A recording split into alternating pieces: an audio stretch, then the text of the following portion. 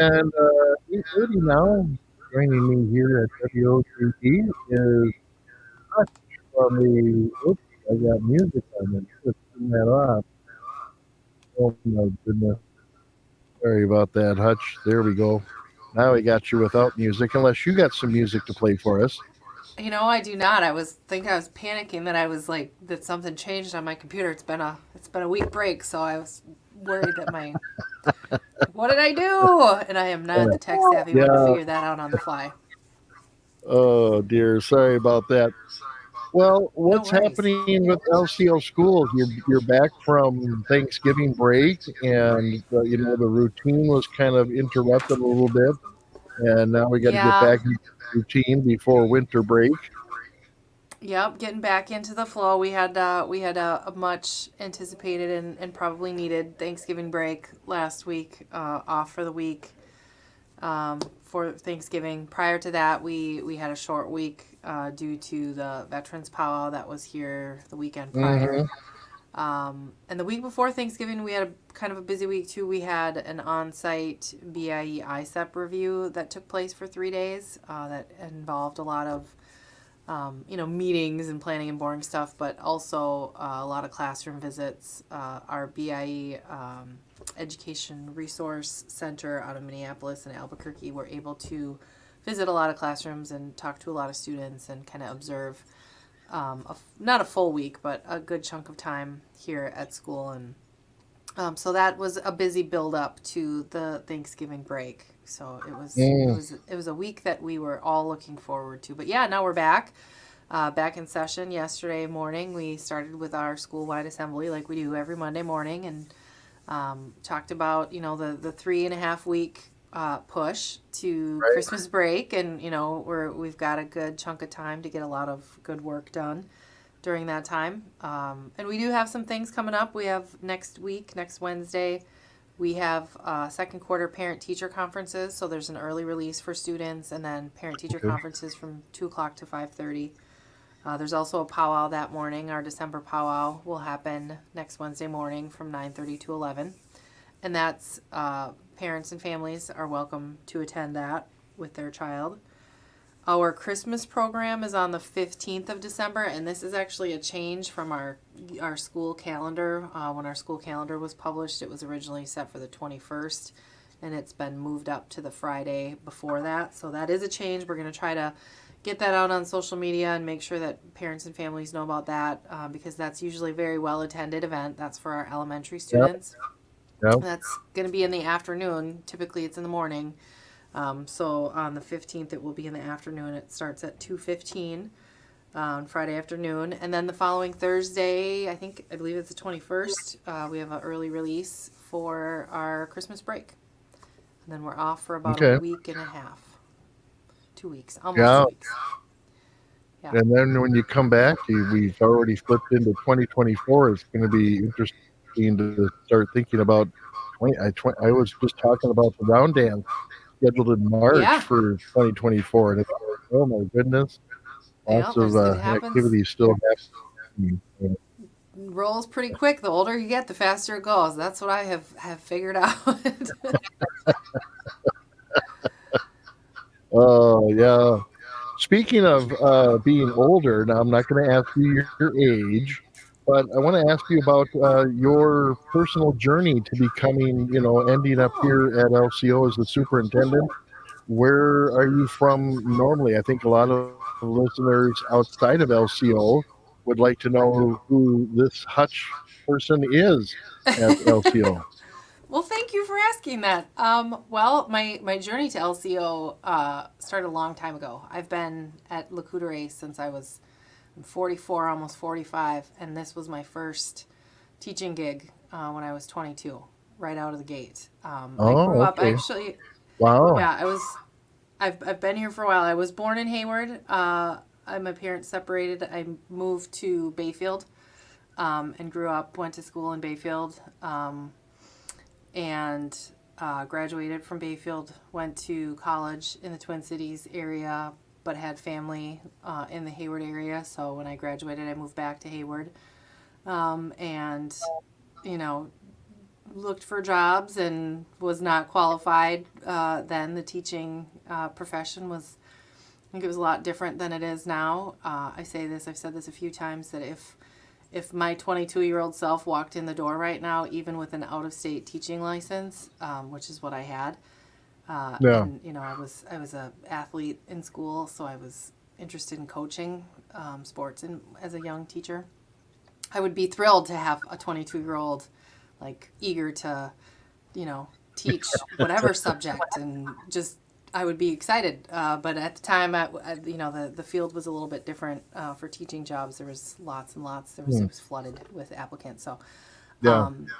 so it was a little tough to get my foot in the door. But I did get hired as a long-term sub at LCO. I taught second grade for the 21. God, it wasn't 21. It was 2001. The 2002 school year. I taught second grade as a long-term sub, and I was not good at it. Which I say all the time. Tina LaCappa, who is now a reading interventionist in the first grade, she was our teacher aide, and she helped me survive that school year and really just showed me the ropes, because she was the expert and I was the rookie that was way in over my head. Yeah. And then my background was in social studies. That's what my major was, secondary social studies. So the following year, a job opened up to teach high school social studies, which was my passion and excitement, and Mm.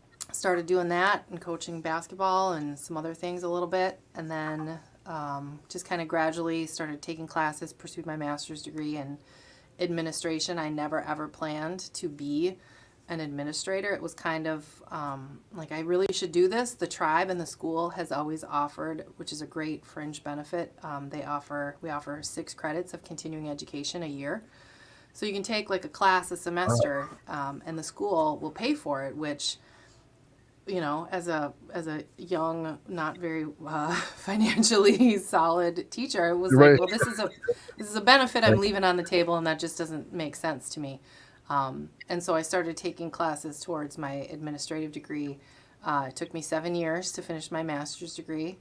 I had a couple kids in the interim, and finished that, and then started working on a principal license and superintendent license. And there was some turnover in our administration at the time, and then was asked if I could do it, and I said, no, I can't do it. I don't know what I'm doing. I'm not ready to do any of that. And came to the conclusion that if it wasn't going to be me, it was going to be me working for somebody else. And at the time, I have to say that I had been invested for quite a while in the school and the outcomes, and I felt I was worried that somebody was going to come in and do things, not in a way that was respective of LCO and of the kids and the staff and the community, and was very worried about that. So that's kind of where I said, I'll do the best I can, and until you find Yeah. somebody else, and that somebody else never Never showed up. transpired. So yeah. So finally, I got to the point where I felt like I was capable and had learned enough, or to be able to keep learning. I recognized that I didn't know enough, but I was in a position to be able to keep learning. And I'll tell you, the reality is there's so many people here that have been here longer than me, and that know far more than me about the school and the community and the processes that I rely on every single day. From like Jim Kingfisher, our transportation director, he's been here doing his thing longer than me, and I'm not doing it if he leaves. And there's about 10 people that I feel the same way about, because they just provide so much Right. strength and stability to the school that it's not a one-person job. It really, really isn't. Yeah.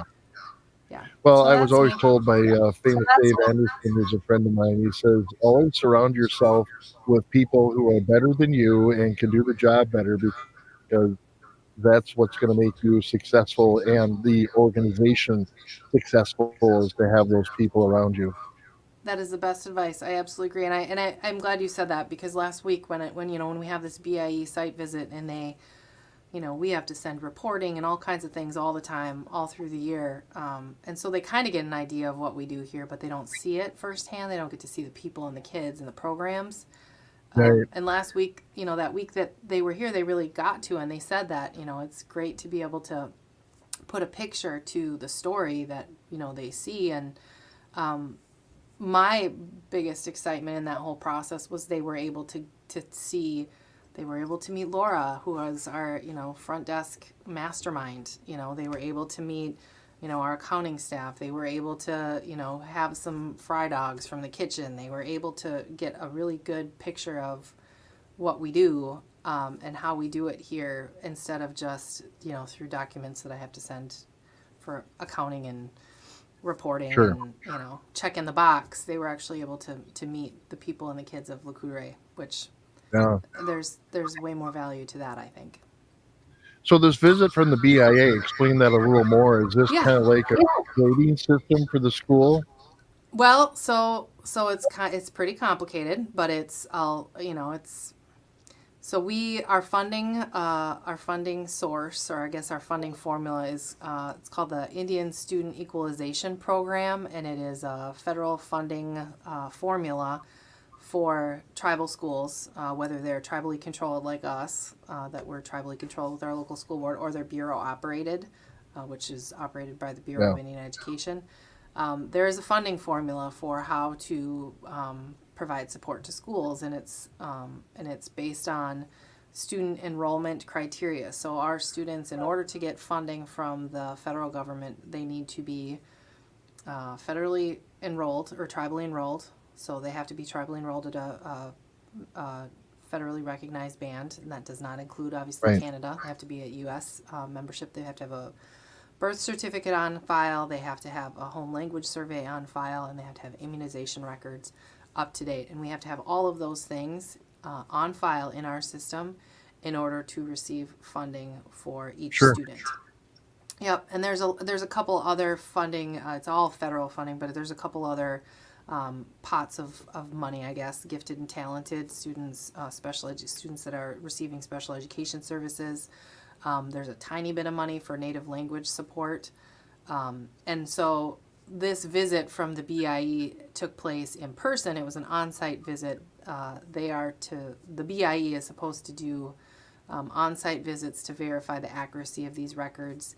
Every 3 years on site, they verified every year Wow. remotely. So last year we had the same kind of review. It just took place virtually, and this year it was on site. It'll happen again on site in 3 years. But we haven't had an on site visit from the BIE in at least a decade, and that's due to a Oh, whole number of reasons, mostly on their end. But the BIE has recently, and kind of it's been a prolonged review by the Government Accountability Office. They have been, I don't know the nice way to say it, but they've been reprimanded, I would say, for needing to do a better job of providing technical support and outreach to their schools. So yeah. so we really looked at this visit as, an opportunity to demonstrate and to showcase what we do. But there wasn't the sense of like fear and dread that I think there used to be when the BIE would come to visit, because the reality is they needed to come visit us as much as we needed to have them visit. Yeah. They were doing this as a need to, to provide outreach and technical support, which they did. It was a very the dynamic of the visit was a lot different than previous a decade ago. It was not the finger waving, you need to do this better, that I remembered as Right. a teacher when the BI would come. It was always stressful. It was always like, ooh, but it really wasn't. Yeah, it really Right. wasn't. And I think that's due to a couple factors. And they had mentioned to us multiple times, the visitors that were here, that we're really in good shape. She said there's two schools that I don't worry about in terms of making sure that we're doing, we're checking all the boxes and jump through the hoops, and it's us Right. and No. Hannahville in Michigan. So that was reassuring. When they look through our records or they visit our students and ask questions, there was really that sense of we're in a good spot. We're one of the very few BIE schools that had an increase in enrollment coming through COVID, and not a drastic decrease too. Yeah. So, and we also use the Hmm. visit. That's I interesting have to hear the details of what happens behind the scenes. that parents may not be aware about, or the community for sure isn't Right, aware about, definitely. of some of these things that you have to go through. Like you said, Yeah, on an annual basis for records, that's a lot of work. it's all the not fun stuff. But we did use the visit as another opportunity to advocate for space. This fall, am in the process. I submitted it, but it's Okay. been reviewed and revised and sent back. A request for space expansion. As everybody in the community does know, we're strapped for space, and we have been for some time. And this was a chance for people from the Yeah. BIE, though they're not the ones that are making the ultimate decisions, to come and to visit and to see what it looks like to have 400 kids in a cafeteria in the course of an hour. Getting all those kids through lunch, getting all those kids gym time, getting all Sure. those kids in and on and off the buses. So they were able to see what that looks like in real terms. And so when that expansion request Yeah. comes across their desks, hopefully soon, they can attest to, yep, they really do have modular classroom buildings, Hmm. and they really do try and take advantage of all the space that they have. So that was the other piece of it Yeah. was, yeah, come check us out, come see how congested the bathrooms are, where we need more space. And that was an opportunity to demonstrate that in a different platform. Yeah. And which direction are you looking at expanding if you do get the funding for expansion?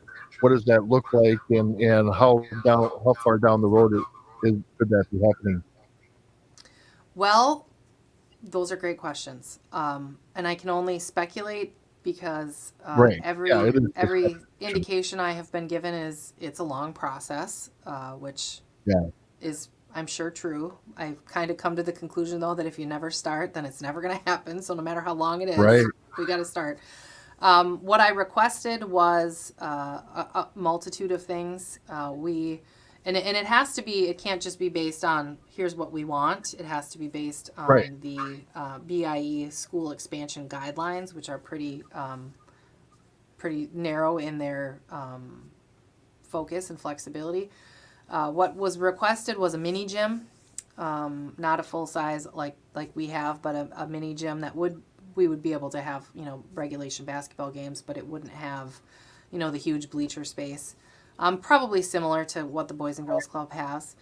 That was part of the request. We requested 6 additional multi-purpose classroom spaces, which would, in theory, house our related arts classes, our art, our music, cultural arts, traditional arts, which right now all of those classrooms are in our high school wing, which means that elementary students that take those classes are back and forth to the high Sure. school, Yeah. which adds time, adds distance. It means that Hmm. there's, lots of elementary kids in the high school, which isn't the worst thing in the world. But anyway, so we requested multiple classrooms. We requested career and technical education classrooms, which would be similar to like a vocational, like a shop. 2 classrooms, larger classrooms for VOTEC classes, because right now our woodworking class is in our fire hall, which is not Right. approved BIE educational space. We requested some special education space for our high school, an expansion of that, a conference room, restroom. We requested an expansion of our library. Our high school library, which is shared with our middle school and high school, is very undersized. It's very small, and actually now Mm. has a classroom in it, just because we've tried to maximize our Oh, space. wow. So those are we also requested some gender neutral bathrooms, because as the world shifts, to having different needs for students, we are trying to make that shift too. So that's the space that we requested. Where it would go, if I were to choose, I would say we would expand out the back of our building, like where our Right. cafeteria, kind of towards the Boys and Girls Club. I think that makes the most sense. Safety wise, trying to piece a campus together rather than have outbuilding, kind of, which is what the case is Yeah. right now. But of course, I'm not an engineer, and I don't know if that makes the most sense in terms of water lines and Wi-Fi Sure. and all the other needs. But that would be the ideal, is to just expand backwards. What we really need, in my assessment, is a high school. Our high school is the most aging part of our building. Our administrative wing that we're in right now is, I believe, was originally built in 1976 or 77, which makes it about 50 years old. Will be 50 years old soon, and it's Well, definitely the most aging part of the building. So if we could either expand on our high school, or replace our high school at some point in time, that would be the ideal. But again, it all is congressional appropriations and yep. approvals, and I'm sure it'll get hacked and chopped and melded into something Right. different from what it Yeah. is now by the time it's done. But I will say that is my long-term goal in this position, is to be able to see an expansion, of the school, a significant expansion of the school that is not, that is BIE funded. The tribe has been very generous in Right. helping us fund, modifications, our weight room, our gym updates, which has made a huge difference into the services that we can offer kids. But I really would like to see the BIE step up and provide the facilities that they are required to do, that they are obligated to. Okay. Yeah. Yeah, Lots of things to that's a consider, lot. especially since the district will probably continue to grow as you're waiting for the gears of this to move along. And it's just now you have to actually predict what things might look like in 5 years when Right. things could be approved, and you're a Yep. much bigger population than you originally started with. So, Well, wow, absolutely, and we're benefiting from the progress of the tribe. There's apartment buildings, there's housing developments happening, there's a beautiful new health center, and I can only imagine that as that progress continues, and as that those the tribe invests in the community, in the infrastructure in the community, I do hope that our enrollment well, grows. But I actually, the one of the ladies from the BIE asked me if we were going to cap enrollment.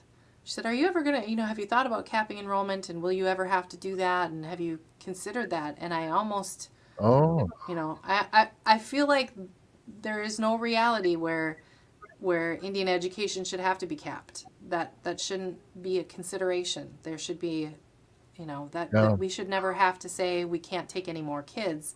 The BIE needs to respond and support the expansion of Indian education, not the retraction of it.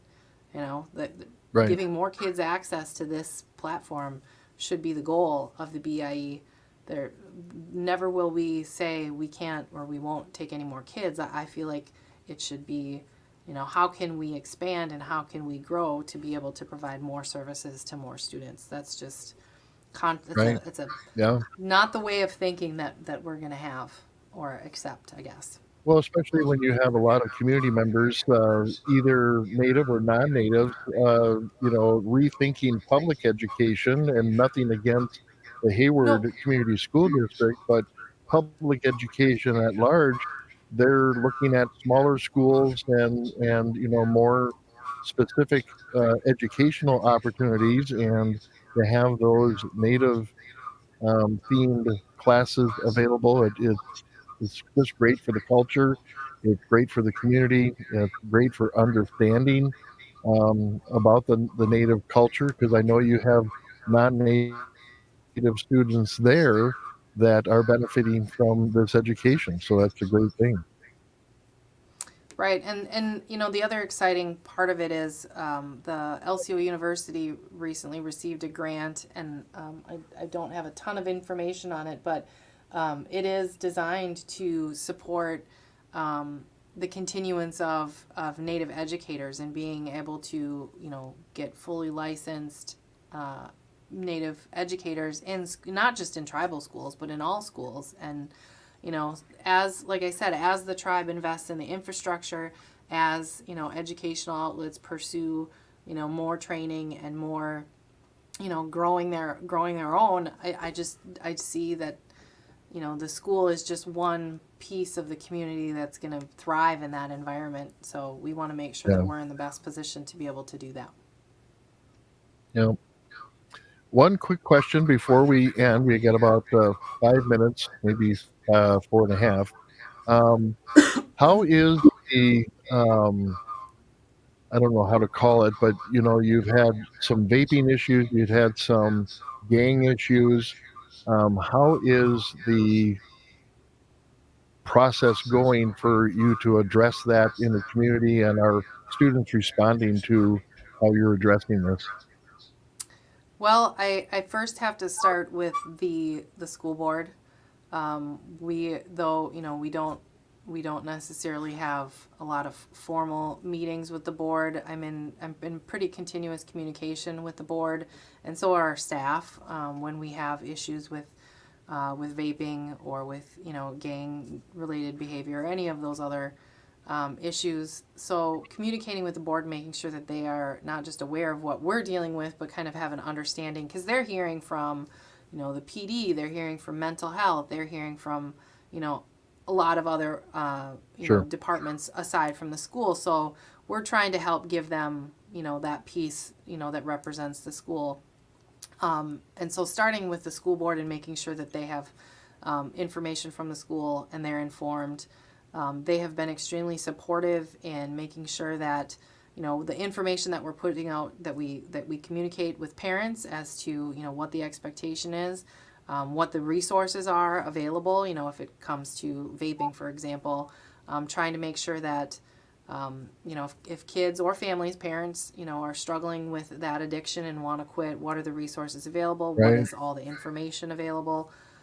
So I guess our tactic or our strategy is to provide as much information to the community and to students and to parents as we can, and then also to be very Hmm. clear as far as what the expectations and what things are moving forward, what we will try to implement, and Yeah.